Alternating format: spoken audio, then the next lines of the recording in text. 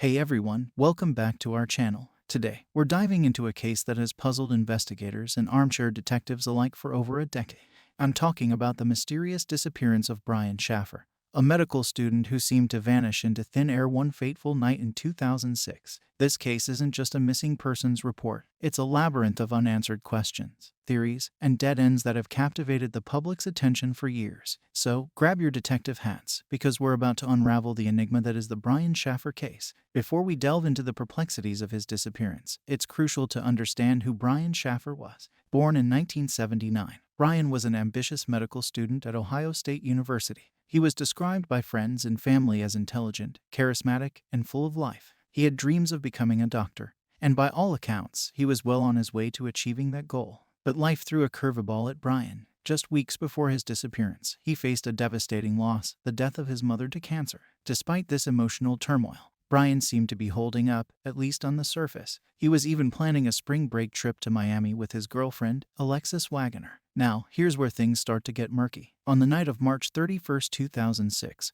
Brian decided to go out with friends to unwind before the upcoming exams. They chose the Ugly Tuna Saloon, a local bar near the campus. Little did anyone know, this would be the last place Brian was seen alive. So, we've established who Brian Shaffer was and what was going on in his life leading up to that fateful night. Now, let's talk about March 31st, 2006, in detail. Brian, still coping with the loss of his mother and the stress of medical school, decided to let loose a little. He went out with his friend Clint Florence to the Ugly Tuna Saloon, a popular bar near Ohio State University's campus. The night started off as any typical Friday night would. Drinks, laughter, and a break from the rigors of daily life. Brian was captured on the bar's security footage. Entering at around 9 p.m., he seemed to be in good spirits, chatting with friends and even flirting with some women. As the night wore on, Brian and Clint were joined by Meredith Reed, a friend of Clint's. Here's where things take a turn for the mysterious. Around 2 a.m., Brian was separated from his friends. Despite being seen on camera near the entrance of the bar, he was never seen leaving. That's right, every other patron was accounted for in the security footage, except for Brian. He had seemingly vanished into thin air. Alright, so we've covered the perplexing circumstances of Brian's disappearance on that night. Now, let's talk about what happened immediately after. When Brian didn't show up for his flight to Miami, where he was supposed to meet his girlfriend Alexis, alarm bells started ringing. His absence was completely out of character, and his loved ones knew something was terribly wrong. The police were alerted, and an investigation was launched. The first logical step was to review the security footage from the Ugly Tuna Saloon. As we mentioned earlier, Brian was seen entering but never leaving the bar. This led the investigators to comb through every inch of the establishment, looking for any clues or hidden exits. But they found nothing. No signs of struggle, no hidden doors, nothing. They also interviewed Clint and Meredith, the last known people to see Brian. Both were as baffled as the investigators. Clint, in particular, was put under the microscope, but he cooperated fully and was eventually ruled out as a suspect. So, with no concrete leads and a missing person who seemed to have vanished into thin air, the investigators were back to square one.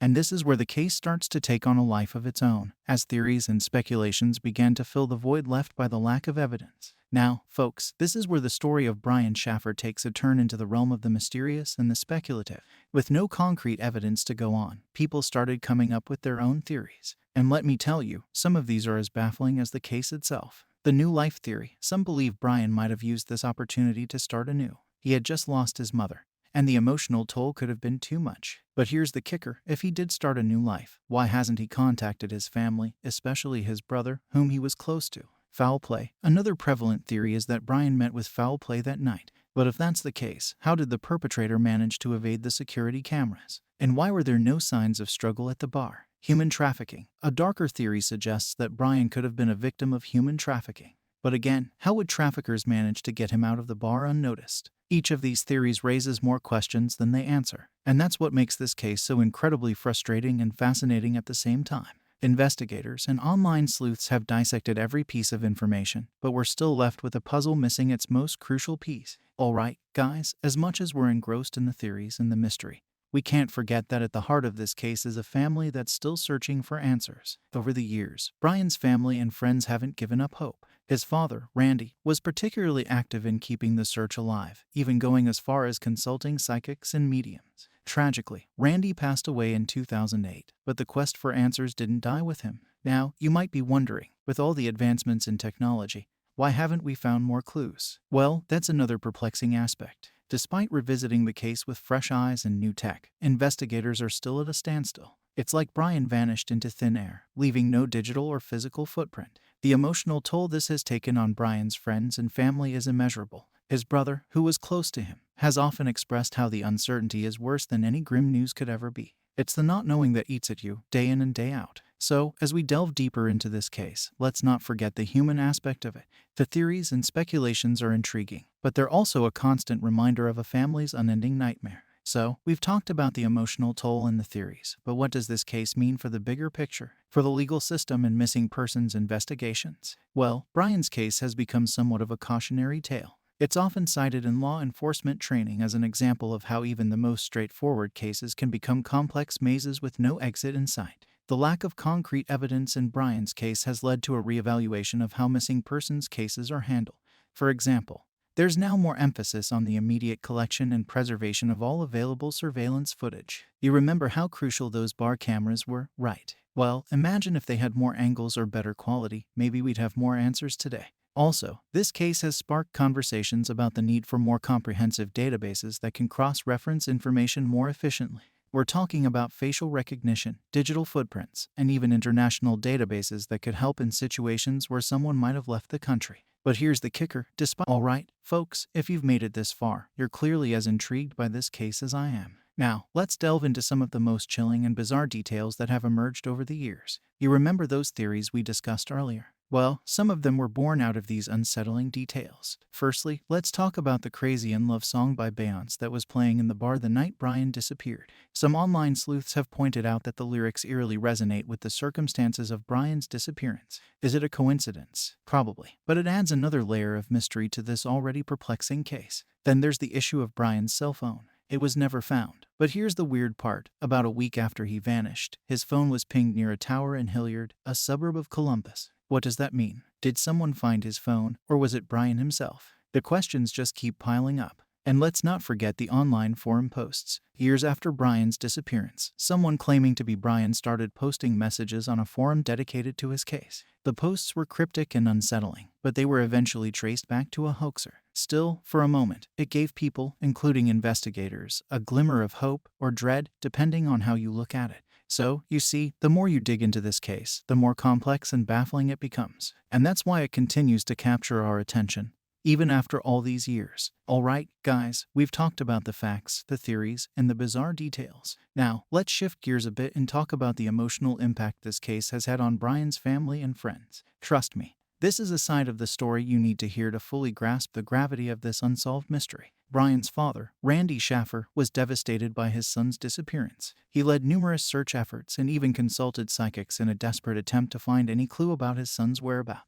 Tragically, Randy passed away in 2008 due to a freak accident at his home, never knowing what happened to his son. The pain of not having closure was something he carried to his grave. Then there's Brian's girlfriend, Alexis Wagoner. She was supposed to go on that spring break trip with Brian, remember? She said in interviews that not a day goes by when she doesn't think about him. She even kept her phone number the same, hoping that one day Brian might call. And let's not forget Brian's friends, who were with him that night. They've had to live with the guilt and the what-ifs. What if they had insisted on leaving the bar together? What if they had noticed something off that night? The burden of these questions is something they'll carry for the rest of their lives. So, as you can see, the ripple effect of Brian's disappearance is far-reaching, affecting everyone who knew him in profound and heartbreaking ways. Okay, folks, we've covered a lot of ground so far, from the night Brian disappeared to the emotional toll it's taken on his family and friends. Now, let's talk about the ongoing investigations and any new leads that have surfaced over the years. Despite the lack of concrete evidence, the Columbus Police Department has never closed Brian's case. They've followed thousands of leads, ranging from possible sightings in other states to tips about where his body might be. Yet, none have led to Brian. In 2014, a new detective was assigned to the case, bringing fresh eyes and renewed energy. They even re-interviewed key witnesses and re-examined the bar's security footage.